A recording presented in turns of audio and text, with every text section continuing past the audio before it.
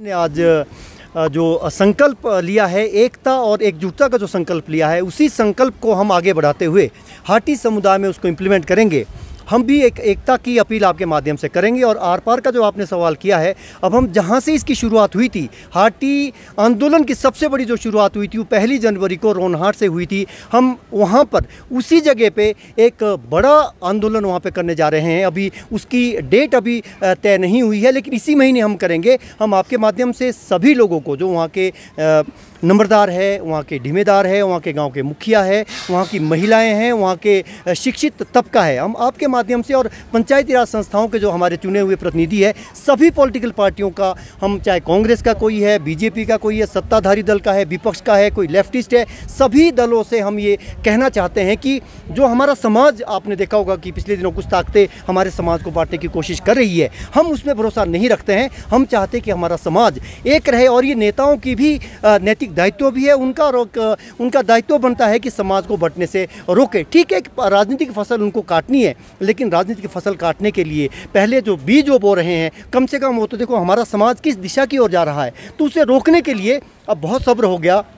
हम ये आपके माध्यम से ये केंद्र सरकार से भी ये आग्रह करना चाहेंगे कि आप जितना जल्दी 3 लाख लोगों को एक बड़ी सौगात हमें दे दीजिए, अन्यथा हमारा समाज बहुत बढ़ जाएगा, बहुत देरी हो जाएगी। और सभी दलों से जो भी इनके नेता है, सबका योगदान रहा है। ऐसा नहीं हम किसी को कमतर आंक सकते हैं कि इस दल का कम रहा है, उस दल का ज़्यादा रहा है। तो हम आपके माध्यम से जितने भी हमारे चुने विधायक है जिला सिरमौर के, हमारी 4 जो ये कॉन्स्टिट्यूंसी प्रभावित होती है, 154 पंचायतें हमारी कुल है, इसमें हम सबके ये उनके भी अपील करते हैं। एक हाटी सबसे पहले हम हाटी है, हमारे लिए राजनीतिक दल विचारधाराएँ बाद में है, सबसे पहले हम हाटी। और जिन भी लोगों ने केंद्रीय हाटी समिति में जो भी पदाधिकारी रहे हैं, जो भी इसमें नुमाइंदे रहे हैं, पहले दिन से जब भी इसकी रजिस्ट्रेशन हुई थी तब से लेकर आज तक जिनका भी योगदान रहा है, हम उनके योगदान को भी याद करते हैं। राजनीतिक दलों ने अगर ये विधानसभा के अंदर ये मुद्दा पिछली दफ़ा ये बजट सत्र में, हालांकि इस दफ़ा नहीं ये उठा था, पिछली दफ़ा अगर ये मुद्दा विनय कुमार जी ने या हर्षवर्धन चौहान जी ने उठाया था,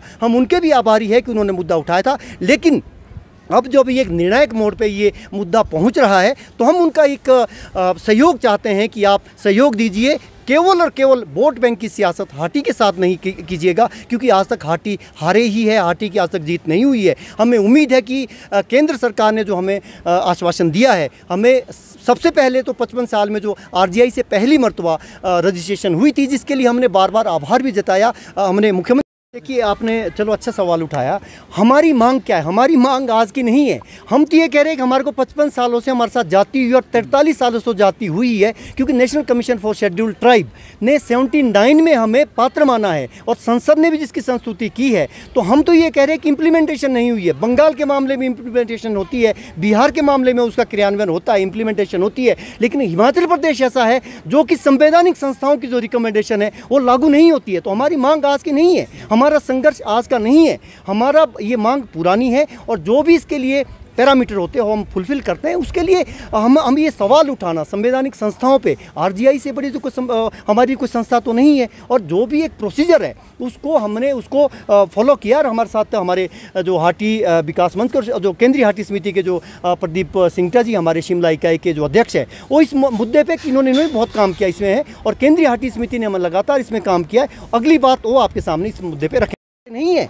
अगर ये एट्रोसिटी एक्ट तो पूरे थे, हम भी उसका सम्मान करते हैं, अत्याचारों के हम भी खिलाफ है। हम नहीं चाहते किसी वर्ग के साथ हो, पर हम ये भी नहीं चाहते कि अपर कास्ट के साथ भी नहीं होने चाहिए, लोअर कास्ट के साथ भी। हम जातीय समाज से ऊपर उठकर हम एक समानता की बात कर रहे हैं। हम ऐसी एक समाज की एक स्थापना करने की पक्षधर है जिसमें सभी लोगों का एक समान विकास हो। जी चलिए, हम हर बार ताकत है कि इस एजेंडे को राजनीतिक दलों ने एक अपना एजेंडा बनाया। ये तो लोगों की ताकत है, ये लोगों के आंदोलन की ताकत है कि ये एक एजेंडा बना है। राजनीतिक दलों ने इसको हाथों हाथ लिया है, लेकिन अभी जिस स्टेज में अभी है ये, अभी केंद्र सरकार ने, हमें ये लगता है कि जल्दी ये मुद्दा केंद्र सरकार के माध्यम से कैबिनेट में आएगा और इसकी नोटिफिकेशन होगी। लेकिन जब तक नहीं होती है तब तक हम आपके माध्यम से, समाज की एकता बहुत ज़रूरी है, समाज को जोड़ने की हम बात कर रहे हैं, समाज को तोड़ने वाली ताकतों के हम पक्ष में नहीं है। और वो ये चाहते हैं कि समाज बढ़ जाए, समाज राजनीतिक दल में बढ़ जाए, समाज हमारे जातीय आधार पर बढ़ जाए। हमारे साथ 14 वर्गों के लोग हैं, हमारे साथ 14 जातियों के लोग हैं, तो हम सबके हितों की बात कर रहे हैं। अगर किसी को कोई गिली शिकवे, हम आपके माध्यम से फिर ये कहना चाहते हैं,